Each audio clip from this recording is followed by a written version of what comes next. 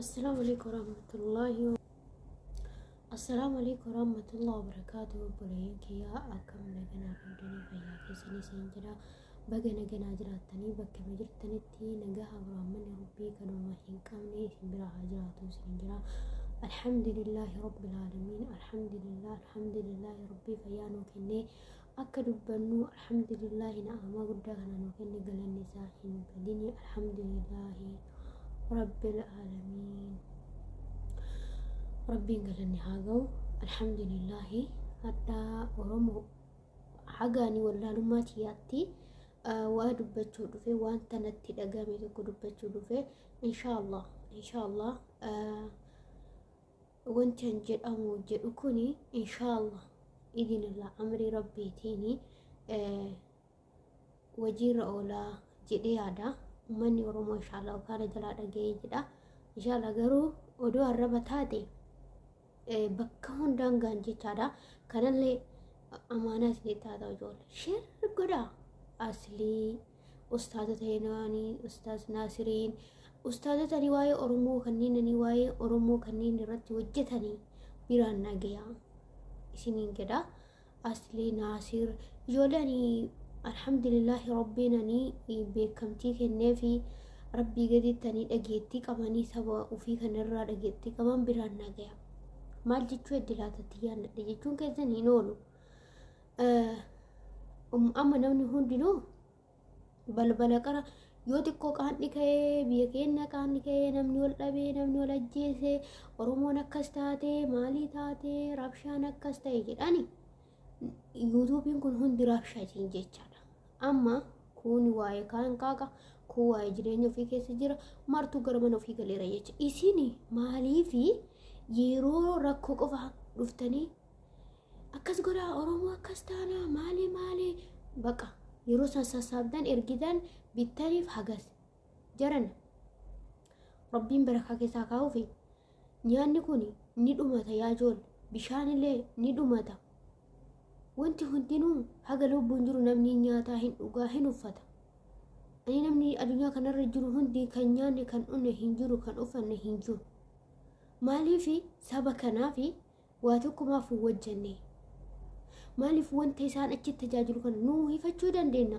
kana ma hifanne rabbii guddaadha, kana nama hifanne rabbul aalamiinaadha. rabbiin barakaa keessaa kaa'uuf rabbiin sababa haa godhuufi maa wanti tokko uumneefi kamana hin qabnetu jira, kaala galuutu jira, rooba jira, aduu jira, bubbee jira. maaliif mana tokko Oromoon birrii takka oli guuree maaliif mana kana uummata kana ijaaruu dadhabe? bara Oromoo yoo olii galee biyya san bulchuu danda'a bara Oromoo yoo walii galee waan tokko godhuu danda'a bara biyya san jijjiiruu danda'a bara walii galtuu dhabuu kennatu kana hunda nuuf fide malee maal akkuma walii galtanii tokko irratti kuloo odoo haraamaa isin jira odoo kaanoo isin jira walii galtanii maashaallah rabbi isin irraa jaalatu baay'ee na gammachiiftanii garuu isin qabaachuun keessan na gammachiisa. akkuma kuloo hojjettan kanatti maaliif guyyaa tokkocha warra beekamtii qabdan kuni tokko qabdanii miti wajjadhaa saba keessanii waa takka godhaa. saba keessanii ani bulchaa naannoo saniitu jira amire hogganaanii ma jira amire nama rabbi sodaatu way dhabama kama akkuma ka rabbi sodaatu jiru ka rabbi sodaannallee jira miti. nama gaarii naannoo sanii ookii suuqii tokkooni bakka naannoo rakisaatii jechaadhaan bakka naannoo qaaliin ta'ini bittanii achitti jechaadha nama amanamaa ta'etti maaliif ummata kana akka tajaajilamu wanta garagaraa wanta ummata kana tajaajiluu danda'u. fakkeenyaaf mana yaala namni kun dhibamaa hin du'aa mana yaalaatu barbaachisa waa hedduutu barbaachisa. maa makiina tokko ummata kanaa hin binne ummata gammoojjii baalee yeroo kaan gargaartanii jadhiiftan ummata wallaggaa akkan ummanni harargee akkan kan nun beenne nama hedduutu jira. maa Oromoo maa jadhiiftan maa waan tokko hin uumne maaliif gisa bakka namni rakkate jedhanii viidiyoo waraaban bicha hee jettanii asirra kadhaan ol baatan maa amma kadhattanii waan tokko gadi hin dhaabne maa mana yaalaa tokkochi gadi hin dhaaban maaliifanii suuqiin tokko yookiin suuqiin guddaan tokko kan uummata kana tajaajiluu danda'u kan uummata kana hatta uummanni kuni maaliif irraa tajaajilamee booda jaruma sanii irraayyuu jechaadha waan jarri tajaajilamtu waan jarri gurguramu waan galii irraa argatan kanarraa akka qubiititti isaan walitti gurmeessee namni naannoo sanii akka isaan jiraatan godhuu qaba. yeroo hunda asirraa gargaartan isinii fakkaate namni hundinuu barbiyyaa wanti ba'eef kaayoof gaafa kaayoofi geeffate gara biyya ofii gala gaafa gara biyya ofii gala namu jireenya ofii fooyyeffata malee nama tokko quba hin qabu an gaafa gale hagam nama gargaaru kana gamoo saba kiyya bira dhaabadhe jiru kana hin gaafsan quban qabu jireenya kiyya jiraadha waan ta'eef kanaaf Oromoo waa tokko hojjedha waan saba kana gargaaru waan rabbii gaditti rabbiin barakaa keessa kaayee sababaa godheef isaan kaasu way hojjedha yaa Oromoo kanas gisema rakkoon jiru bichaa sir ol yaatanii haay hin jedhina gisema rakkoo bichaa ol baatanii hin lallabina koottaa amma walgaa wal mari'adha waan tokko uumaa saba kana moo ka isin kennitaniif san tooroo ta'aaf namni ni nyaata ni dhuga ni dhukkubsata mana yaalaa barbaada Oromoo waan wajji gaarii hojjetaa isin fakkaate yeroo rakkoo bichaa sira ol baatanii haay jechuun keessa sirriidha hojjettanii miti Oromoof hojjechuu feetanii miti bilisoomsuu feetanii miti kunuu bilisummaa hojjedhaa ishee saba keessanuu rakkoo baasuun rakkoo baafnaan fi miti wanti bilisummaaf hin dandeetiin halkanii guyyaa kun muka keessatti kun garanatti karakkataa jiruuf kun ka lubbuun isaa bayaa jiruuf Oromoo waa takka hojjedha keessatti Oromoon biyya namaa keessa jirtan kun hin dandeeta waan tokko hojjechuu dirqama wali guurtanii waan tokko saba kanaa hojjechuu maaliif guyyaa rakkoo dirqama isaatu baasisiisa waan ta'eef anillee hadha yoo dide boruu dirqama na baasisiisa yoo sabni kiyya rakkoo keessa jiraate yoo sabni kiyya waa meeqa argaara ummata kan argine hoo meeqatu jira Oromoo cadhisuun keessa sirrii miti yeroo rakkoo bichaa ol baataniis iyyuun sirrii miti yeroo rakkoon hin jirrellee ummata kana rakkoo ba'e moo hin duroomata moo biyyateen rakkinni keessaa ba'e moo akkamii maali Oromoo maaliis yeroo kan girjettanii ol kaatan gisee kan akka nama bishaan itti qicanii jechumaan cala akkana hin qabsooftanii akkana bilisoomnaa yoo cadhifne cinqiin nurraan cadhiftu yoo dubbanne wal jalaan dhageettan yaa Oromoo mee of ilaalaa hundi keessan bakkuma jirtanii sabni keessa rakkatu warri sabni keessa rakkatu isinit dhagan warri biyyi teessa yoo balaan itti gale isinitti dhagam hin cadhisinaa bakka hundaa walii galaa lammaffaa wanti an jechuu barbaadu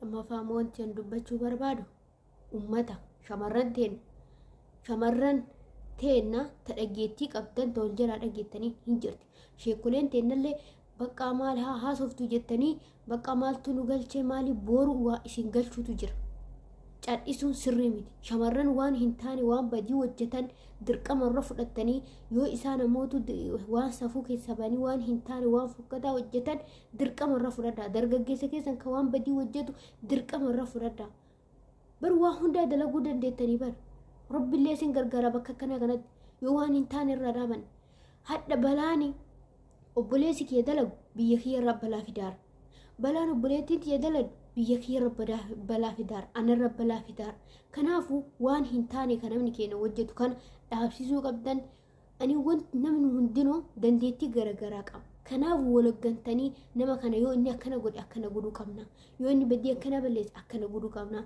intaltitu yoo badii kanarra dhaabatte akkana godhuu qabna jettanii seeratti kennitanii hin dandeettan wanni hin danda'amne hin jiru jechaadha rabbii nu gargaara waan ta'eef yoo nu karaa sirrii deemne rabbii nu gargaara yoo nu karaa badii irratti heddummaanne adadumaan rakkoo nu adeemne balaan akkanuma nutti gadi bu'aa deema nutuu tartiiba dhabe nutuu waliigaltee dhabe nutuu karaa rabbii irraa jallate nutuu safuu Oromoo balleesse aadaa gisee uummanni keenya jiru haawwanni keenya jiru nutuu balleesse faashina jennee waan hin taane haasofna faashina jennee safuu hin laallannu hin qaanfannu waan hin taane hojjanna jechaadha maaliif ree abbootiin teenya nu afuu dhaabatan jiran nu waliin kolfaaran kanaaf obboleeyyan kiyya abbaa faadha bichaa irra rakkoo fidaan jirtu intalti takka ilmi tokko abbaa faadha bichaa irra rakkoo fidaan jiru nu hunda saba hunda biyya keenya hunda rakkoo irra gaara hadha laalamee uummata suudii keessa rakkataa biraa afaartanii booyaan jirtanii cinqamaan jirtanii rakkoo keenyatu kana nutti fidi